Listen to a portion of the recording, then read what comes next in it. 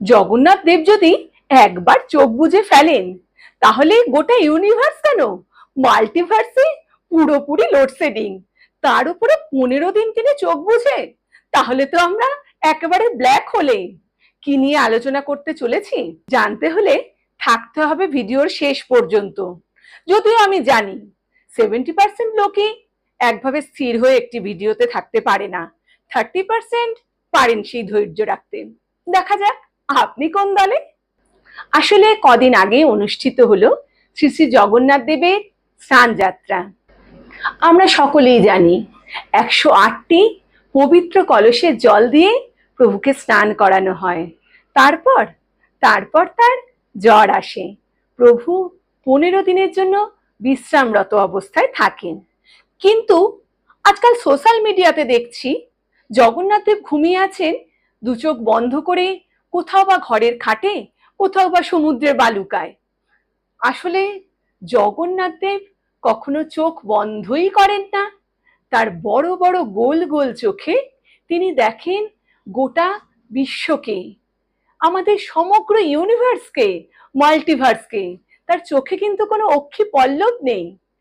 আমরা চোখের আড়ালে অনেক কিছু করছি, তাকে আমরা দেখতে পাই না। তিনি কিন্তু আমাদের সকলকে দেখছেন। তাই বুঝে শুনে কিছু পোস্ট করা উচিত। হঠাৎ আবেগের বশবর্তী হয়ে জগন্নাথ দেবকে নিয়ে যা খুশি একটা পোস্ট করে দিলাম, এটা কিন্তু আমার সঠিক বলে মনে হয় না। আসলে বুঝতে হবে কে জগন্নাথ দেব। জগন্নাথ দেব কোনো একটি দেবতা নয়, তার মধ্যেই গণেশ, রুদ্র, বিষ্ণু, সূর্য এবং মাতৃশক্তিও লুকিয়ে। তিনি সর্বশক্তির সমন্বয়ে পরম ব্রহ্ম, পরম ব্রহ্মের রূপ এই কলিকালের জগন্নাথ দেব। সেই পরম ব্রহ্ম যদি একবার চোখ বুজে ফেলেন, তাহলে আমাদের এই ইউনিভার্স নয়, গোটা মাল্টিভার্সেরই লোডশেডিং। সোশ্যাল মিডিয়ায় এই যে জগন্নাথ দেবের খুব কিউট কিউট ফটো দেখছি, জগন্নাথ দেব যদি 15 দিনের জন্য চোখ বন্ধ করেন আর আমরা যদি থাকি ব্ল্যাক হোলে, তাহলে কি খুব কিউট ব্যাপার সেটা? মোটেও নয়। জগন্নাথ দেব পরম ব্রহ্ম, তার নির্দিষ্ট কোনো আকার নেই, তার হাত পা অসম্পূর্ণ। ভক্তের ডাকেই সাড়া দেন জগন্নাথ দেব। তার হাতের অনুপস্থিতি যেন বোঝায় ভক্তের হাতেই তার হাত সম্পূর্ণ। আর এই পরম ব্রহ্ম সুন্দর স্মিত হাসি যেন বুঝিয়ে দেয় এখানে ভক্তের কোনো জাত নেই, বিভেদ নেই। ধনী গরিব, উঁচু নিচু জাতের কোনো বিভেদ নেই পরম ব্রহ্ম শ্রী শ্রী জগন্নাথ দেবের কাছে। তাই এই স্নান যাত্রা শুধুমাত্র কোনো ধর্মীয় অনুষ্ঠান নয়। স্নান যাত্রার পরে প্রভু অসুস্থ হয়ে পড়েন, তারও প্রয়োজন হয় বিশ্রামের। জগতের যে নাথ, তারও বিশ্রামের প্রয়োজন, তার শরীরেও কষ্ট হয়। আসলে এই স্নান যাত্রার মধ্যেই লুকিয়ে রয়েছে এক গভীর মানবিক শিক্ষা। যিনি জগতের নাথ, তিনি যদি ক্লান্ত হতে পারেন, তিনি যদি অসুস্থ হতে পারেন, তাহলে আমরা সাধারণ মানুষ ক্লান্ত হলে, কষ্ট হলে কেন লজ্জা পাই, লুকিয়ে রাখি আমাদের সেই ক্লান্তি। সব সময় এখনকার আধুনিক যুগে বিশেষ করে একটা পারফেকশনের কম্পিটিশন আমরা নিজেদের মধ্যে চালাতে থাকি।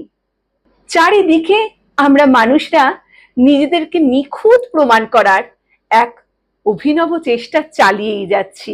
অথচ স্নান যাত্রা নিঃশব্দে বলে, নিজেকে ধুয়ে নাও, মুখোশটা নয়, পরিষ্কার করো মনকে, বাহ্যিক সাজ নয়। হয়তো পৃথিবীর সবচেয়ে বড় পবিত্রতা মানুষের ব্যবহারে।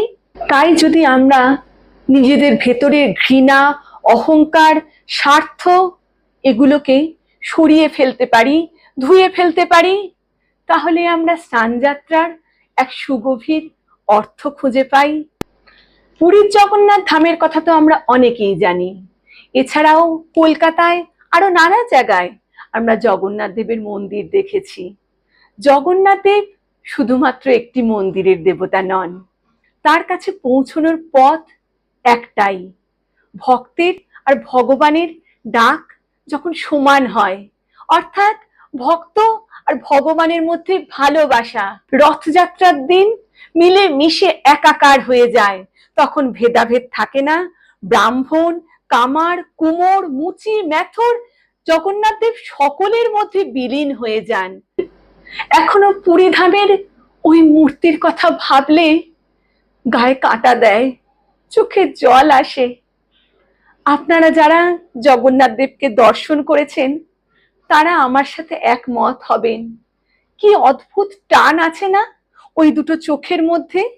যারা একবার তাকিয়েছেন চোখ ফেরাতেই পারবেন না। কি ভীষণ টান ওই স্মিত হাসির মধ্যে, যেন মন কোথাও একটা শান্ত হয়ে যায়।